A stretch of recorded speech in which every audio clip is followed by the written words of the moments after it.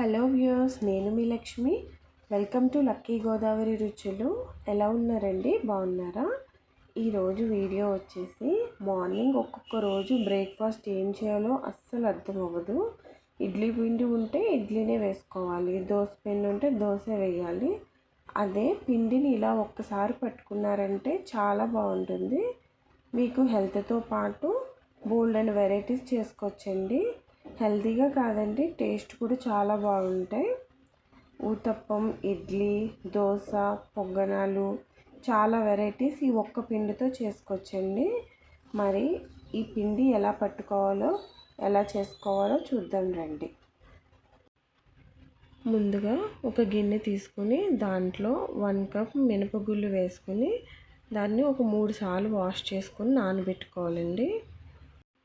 నేను ఒక కప్పు కొలత చూపిస్తున్నానండి. మీకు ఇంకా క్వాంటిటీ కావాలనుకుంటే పెంచుకోవచ్చు. ఇప్పుడు దాన్ని పక్కన పెట్టుకొని మనం మరొక గిన్నె తీసుకొని దాంట్లో 1/2 కప్పు జొన్నలు, 1/2 కప్పు రాగులు, 1/3 కప్ బొబ్బర్లు, అలాగే 1/3 కప్పు ఉలవలండి. ఇవన్నీ ఒకసారి 3 సార్లు కడుక్కొని నానబెట్టుకోవాలి.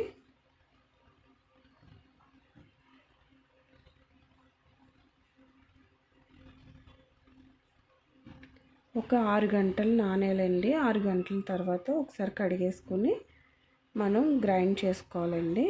ముందుగా పప్పుని గ్రైండర్లో వేసుకుందాం. మొత్తం అన్నీ కలిపి గ్రైండర్లో వేస్తే నలగవండి. పప్పు నలిగిపోద్ది కానీ ఉలవలు, జొన్నలు అవి నలగవు. అందుకని నేను ముందుగా పప్పు వేసేస్తున్నాను.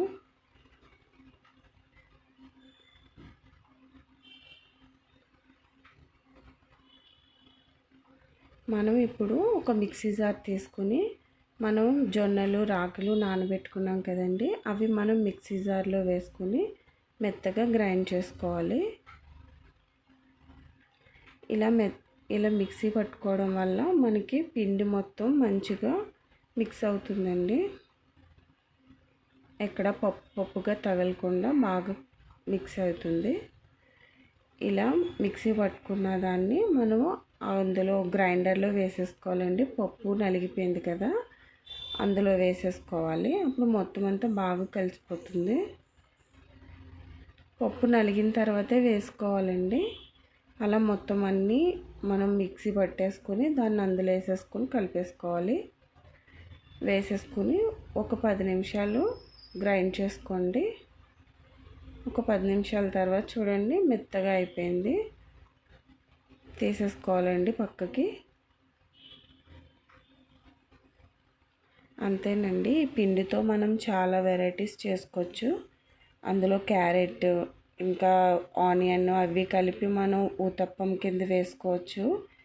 లేదు అంటే ఇడ్లీ వేసుకోవచ్చు, లేదంటే పొంగనాలు వేసుకోవచ్చు, ఇంకా దోశ వేసుకోవచ్చండి. అన్ని రకాలుగా చేసుకోవచ్చు. టేస్ట్ అయితే చాలా బాగుంటాయి.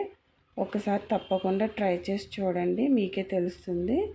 అలాగే హెల్తీ కూడా కదండి, పిల్లలకు కూడా బాగా ఇష్టంగా తింటారు. ఇడ్లీ అయితే చాలా సాఫ్ట్గా వస్తుంది, దోశ కూడా చాలా క్రిస్పీగా వస్తుందండి. దోశ ఇడ్లీయే కాదండి, పొంగనాలు కానీ ఊతప్పం కానీ ఏ టిఫిన్ అయినా చాలా టేస్ట్గా కమ్మగా ఉంటుందండి. తప్పకుండా ట్రై చేయండి, మీకే తెలుస్తుంది.